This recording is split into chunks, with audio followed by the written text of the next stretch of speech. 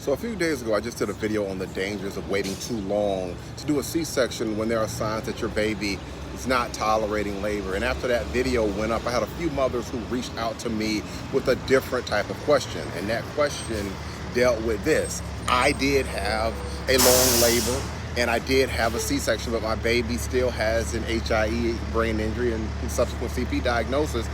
And I had a C-section, so what happened? And this is a hard one, and I want to walk through this today from a medical legal standpoint, because this is something that I hear a lot. And these are not mothers who were refusing help. These were women who would have said yes in a heartbeat if that meant saving their baby. What they were told a lot of times is that the C-section happened when it needed to, and yet they're still left with this HIE diagnosis, and they're trying to understand, how did this happen? So let's take some time this morning and let's talk about this. Let's look at this. The first thing that we have to ask when a C-section has been done and a baby has an HIE brain injury is, just because the surgery was eventually performed doesn't mean that it happened soon enough. We have to go back and we have to look at the fetal monitoring. We have to look at the strip and we have to ask, when did the signs of distress begin, and how long did the team just watch and wait? And was there a point where that strip was non-reassuring for too long? A non-reassuring strip can mean that the baby is not recovering between contractions, for example, or maybe the heart rate is dropping after the contractions, or maybe there is absent or minimal variability. All of these patterns can point to a baby who may be struggling and not getting enough oxygen, especially if these patterns go on for too long. If that, like I said, continues for too long and the delivery is delayed, that is one way that a baby can suffer an HIE brain injury. Now, let's say that the team did decide to do a C-section, and we still have to ask, how long did it take from that decision until the baby was born? There used to be a lot of focus on something called the 30-minute rule, and that was an idea that the baby should be delivered within 30 minutes of deciding to do a C-section.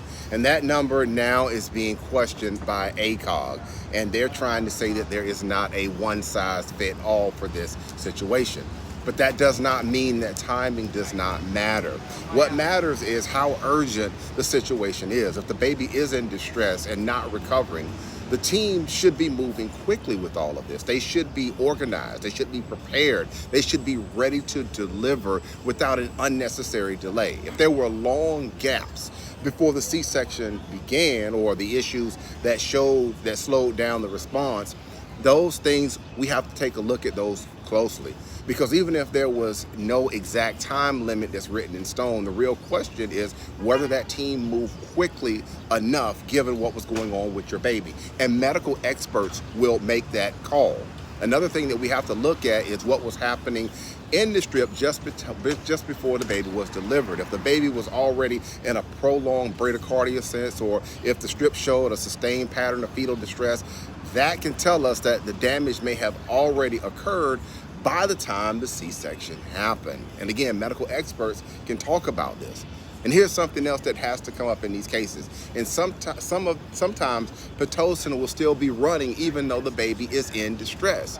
And we know that Pitocin can make contractions stronger and closer together, which can make things worse for a baby that is already struggling. So if the medical team didn't stop the Pitocin and instead kept waiting to see if things were going to improve, that's another issue that we have to evaluate with all of this. And what can make this even harder for some families is that no one clearly told them that their baby was not getting better. The conversation around the C-section can oftentimes be vague. There can be talk of seeing how things will go or giving it more time. And for those families, while that time passed, their baby was still in distress. So when people ask whether it matters that the C-section was done, the answer is yes, it does matter, but that's not going to be the complete story with everything. What matters more is, when was the C-section done? What the strip showed leading up to the C-section, and whether the baby was already showing signs of oxygen loss for too long before help and a C-section came.